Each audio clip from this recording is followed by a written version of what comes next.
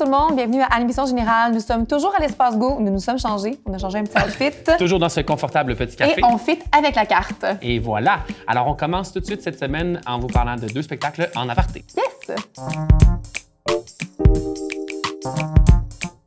Pour le premier aparté, ça va être la fin de l'Homme Rouge. Donc, je vous amène au Katsu. Au Katsu! On va mettre un petit jeton sur le Katsu. Exact. Et c'est un texte Svetlana Alexievitch, qui est une traduction de Sophie Benek et une mise en scène de Catherine Deléan. Catherine Deléan, qui est une comédienne qui a été très connue dans les dernières années pour District 31, donc ceux qui suivaient les quotidiennes québécoises. Entre autres. Et c'est sa première mise en scène. Oui, c'est sa première mise en scène. Alors, c'est une architecte, une chef de publicité, un vendeur de quincaillerie italienne et un fils de héros de guerre viennent nous livrer leur témoignage à la suite de l'effondrement de leur monde. Ce monde, c'était l'URSS. Oh. La fin de l'Homme Rouge rencontre des bouleversements entraînés par le démantèlement du régime soviétique à l'orée des années 1990. Petit cours d'histoire, donc. Petit cours d'histoire. La fin de l'Homme Rouge rassemble en récit des entretiens riches et sensibles. Donc, c'est une grande œuvre qui a valu à son autrice le prix Nobel en littérature en 2015. Rien de moins, ça se met bien dans un CV. Donc, quand même un bon chantier de travail de se dire que je prends un prix Nobel à littérature Exactement. pour en faire une adaptation. Si je me trompe pas, elle faisait des entrevues, des témoignages. Donc, c'est quand même basé sur des faits qui sont véridiques. La distribution, on a Laurence Dauphinet, Vitaly Makarov, Dominique Kennel et Misha Rautenfeld. Qu'on a vu pour Papessa. Exactement, récemment. dans l'épisode 9. L'assistante à la mise en scène, on a... Marie-Hélène Dufort. Un petit shout-out cette semaine aux assistantes à la mise en scène qui font un travail exceptionnel. Marie-Hélène a une carrière incroyable et donc, on sait que cette production est entre bonnes mains. Oui, et c'est les assistantes à la mise en scène souvent qui ont toute la grosse pression de gérer l'organisation d'une pièce de théâtre. La grande famille d'une troupe de théâtre. Donc, pour la scénographie, on y va avec Max Otto-Fauteux. Qui a aussi assuré la scénographie de Hedwig et le Pouce en Furie plus tôt cette saison. Il approche l'espace autour d'objets musicaux et performatifs, souvent en co-création avec d'autres artistes et musiciens montréalais et canadiens. Pour lui, tout part du texte. Wow. On a aussi Justine Denoncourt-Bélanger à la coiffure, maquillage. C'est elle qui a fait, entre autres, la Plusieurs machine... shows de la saison. Exactement. Et la machine de Turing, que je pense que vous avez aussi parlé. Oui. Elle est autodidacte, elle travaille en photographie, télévision, mode, musique. Bref, son CV est exhaustif. Au costume, on a Fanny McRae. Qui a aussi assisté Hélène Huyghe sur la dernière cassette plus tôt cette saison. Théâtre, danse, cirque, l'éco-conception et l'éco-responsabilité en art font partie intégrante de sa pratique. À l'éclairage, on a Laetitia Amaoui. Et au son, on a Sylvain Bellemare, qui a beaucoup travaillé comme ingénieur de son et concepteur au cinéma. Et pour finir, en vidéo, on a Philippe Léonard. Très grande équipe qui entoure Catherine Deléan, donc pour sa première mise en scène au 4. Hey, ouais, elle a commencé en grand. Et la fin de l'Homme Rouge, donc, ça joue quand, Camille? Ça joue du 23 février. C'est ton carton? Non, c'est pas du tout ça. Du 27 février au 23 mars? Yes, c'est exactement ça. Du 27 février au 23 mars, Du la fin 27, de l'Homme Rouge au Théâtre de Katsu. On lâche pas. Malade. Je vous amène ailleurs maintenant pour une deuxième aparté. Tu nous amènes nous, là, à pas rire de moi. Je vous amène ici même, dans la salle principale de l'Espace Go.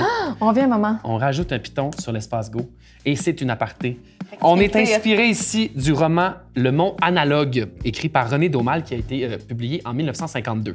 C'est une équipe très particulière qui se rassemble ici à Espace Go. On parle d'un collectif entre la production BOP, Ballet, Opéra, Pantomime, et Lofi Dance Theory, qui est dirigée par Win Holmes, une chorégraphe, metteuse en scène, qui arrive ici pour la direction de ce projet avec Hubert Tanguay-Labrosse, qui est à la direction chez BOP. Assistée donc de Marie-Christine Martel, une autre personne à qui j'ai envie de faire un gros bravo pour sa carrière et sa grande qualité de travail. T'as eu un coup de cœur. Mais en fait, c'est un grand coup de cœur d'amitié, même j'irais jusqu'à dire. Mais ce que je souhaitais faire cette semaine aussi, c'est de nommer ce travail d'assistante à la mise en scène. Autant pour la fin de l'Homme Rouge que pour Le Mont Analogue, on a vraiment 2 monuments du théâtre dans leur fonction d'assistance à la mise en scène. C'est donc une collaboration avec Alexia Burgère aussi dans la direction de ce projet que Win Holmes réalise, avec aussi Clara Prévost dans un travail de mise en scène. C'est donc sur scène. Beaucoup d'interprètes. On parle de 13 ou 14 interprètes. Mon tour, on a des shows avec beaucoup d'interprètes. Alors, je nous épargne le moment où j'annonce tout le monde, mais on fait un effet spécial de magie. Tout le monde est là sur l'écran en ce moment. 13 personnes. Alors donc, aux éclairages, c'est Paul Chambers qu'on retrouve ici pour cette création. C'est donc Guillaume Laure aussi à la scénographie. Au son, c'est Natak Huot qui s'occupe de la conception. Et on a au stylisme, cette fois-ci, on précise au stylisme, Frédéric Gauthier. Alors, différent qu'à l'habitude, on retrouve quand même sur scène beaucoup de danseurs, danseuses, d'interprètes, de tout genre d'horizon. C'est une histoire quand même intrigante et très spirituelle aussi que le mont Analogue. 10 personnes différentes d'horizons différents ont lu un article sur le mont Analogue, qui est comme une montagne mythique qui permettrait d'accéder à son sommet, à une sorte de spiritualité suprême. Donc, comment une metteuse en scène, chorégraphe, une équipe spécialisée en mise en musique classique sur scène nous amène à découvrir cette espèce d'espace rituel. Je suis vraiment intrigué par la proposition. Le travail de Win Holmes est absolument fantastique aussi en chorégraphie. Alors, je vous invite à venir voir le mont Analogue, qui vraiment semble une démarche singulière, du 27 février au 10 mars, ici même à Espace Go. Alors, on enchaîne pour le calendrier des 2 prochaines semaines. En rafale, les prochaines productions. Alors, roulement de tambour, on s'en va où pour l'aparté? C'est pas pour une aparté, c'est pour le début du calendrier. On s'en va. Okay. OK. On s'en va où pour le calendrier? Hey, on a-tu du fun ici ce matin? On s'en va à l'usine C. L'usine C, je vous emmène voir Liebestod, un texte et une mise en scène d'Angelica Lidl. Oui.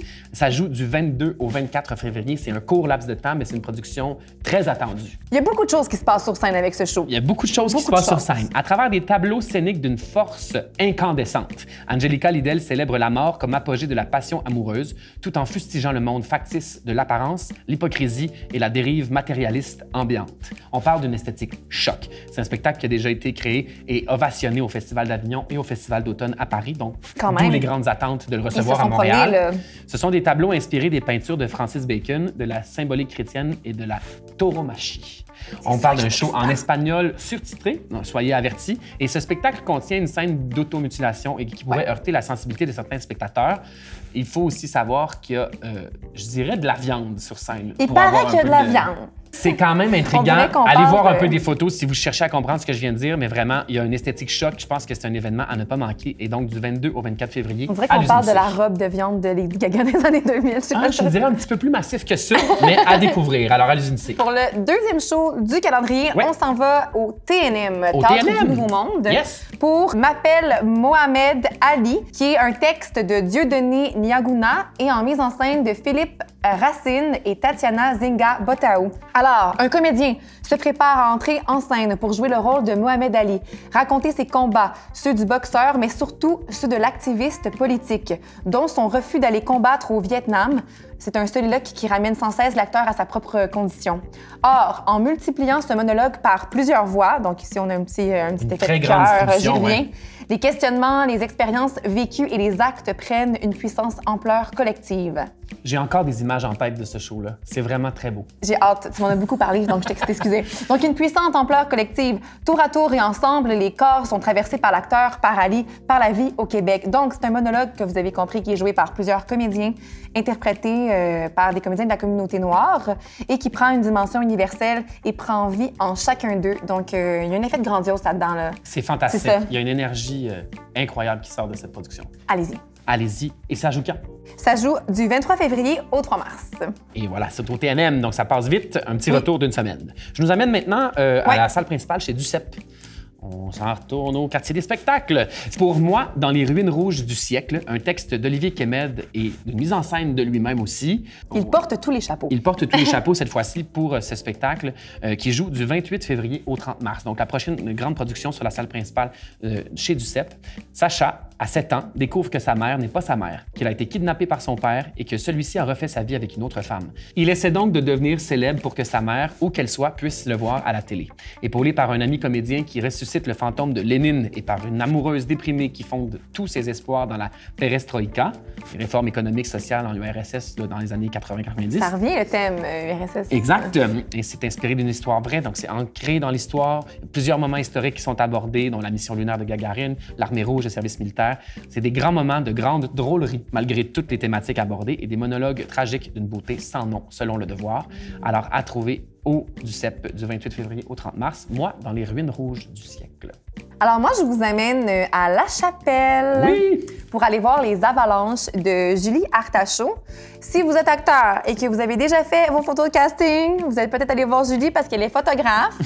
Et je dirais même aussi, elle milite pour la grossophobie, pour les femmes en général, le féminisme, etc. Figure déjà importante dans la sphère médiatique. C'est ça. Si vous la suivez pas sur les réseaux sociaux, vous devriez. On va faire écho un petit peu au mouvement MeToo, justement. Donc, dans une société qui défend souvent une culture du viol, faut-il vivre une agression ou en être tout près pour qu'il ne soit plus possible de garder ses œillères sur un problème si grave? À travers une performance mêlant danse, musique, théâtre et militantisme, regarde, on voit les origines, les avalanches abordent de manière frontale les gestes qui alternent entre amour, possession et violence. Donc, ce qui est intéressant, c'est à quel point les gestes peuvent alterner entre justement l'amour, la possession, la violence, puis créer d'une certaine manière des réactions qui vont être confuses par la suite. Alors, c'est une première mise en scène de Julie Artachot. Et ça joue de quelle date à quelle date? Du 4 mars au 9 mars, donc c'est très rapide. On s'en va où, là? Où c'est que tu m'amènes? On s'en va au théâtre d'aujourd'hui, dans la salle Jean-Claude Germain, théâtre d'aujourd'hui. C'est ici, c'est pour Shevchenko. Un texte et une mise en scène de Guillaume Chapnik, qui en est à sa première proposition, justement, dans sa carrière professionnelle. Donc, dans la maison familiale des Shevchenko Tremblay, le patriarche Stéphane souffre de démence et d'une maladie dégénérative rare. Il n'arrive plus à se faire comprendre ou à se comprendre lui-même, s'exprimant à travers des poèmes ukrainiens qui le hantent depuis son pays natal. Donc, face à l'inévitable, ses trois fils et leur mère s'unissent comme jamais auparavant, dévoilant leur vulnérabilité, leur colère et leur peur jusqu'à créer l'espoir. C'est une ode aux racines ukrainiennes du comédien et metteur en scène Guillaume Chapnik, et on dit qu'il explore la sensibilité masculine et met en lumière l'intimité filiale d'une fratrie chamboulée. Une grande thématique abordée du 4 au 23 mars dans la salle Jean-Claude Germain au théâtre d'aujourd'hui. Où est-ce qu'on s'en va? Nous autres, on s'en va à la théâtre La Licorne, mais la grande licorne. La grande. Attention, la grande, pas la petite. C'est mon dernier carton. Ah oui? Il y a un petit moment d'émotion. Alors, on va voir 5 balles dans la tête, un texte de Roxane Bouchard et une mise en scène de François Bernier. C'est une adaptation du livre écrit à la suite d'un projet de recherche sur l'armée canadienne. Alors, on écoute bien. Lorsqu'une autrice et professeure de littérature accepte de prendre une bière avec des militaires canadiens afin qu'ils lui parlent de ce qu'ils ont vécu en Afghanistan, elle ne se doute pas que leurs témoignages la bouleverseront jusque dans ses plus solides convictions. Alors, Roxane Bouchard, elle a rencontré une trentaine de militaires canadiens de 8 corps de métier, puis elle a visité même des bases militaires, donc vraiment est allée là, au fin fond de son sujet. Alors, comment vivre avec les souvenirs et les traumas de la guerre? C'est la question qu'on se pose à travers ce spectacle-là. Je pense que c'est important d'y réfléchir aussi. Je suis capable de dire ma date sans que tu me demandes la question. Vas-y. C'est du 5 mars au 30 mars. Et c'est à la Grande Licorne. Oui. Et finalement, cet épisode se conclut pour simplement mentionner que le Festival de Castelier International se passe dans les prochains jours, dans les prochaines semaines, du 6 au 10 mars. Ce grand événement de marionnettes qui nous arrive de 3 continents différents se déroulera dans plusieurs scènes. Vous pouvez trouver la programmation sur leur site web pour cet événement unique qu'on reçoit à Montréal. Oui. Alors, c'est ce qui conclut notre épisode pour cette semaine. Et puis, on se retrouvera très bientôt pour continuer cette programmation. Suivez-nous sur les réseaux sociaux, YouTube, Facebook, Instagram, TikTok. On est partout. Restez avec nous et on se retrouve bientôt.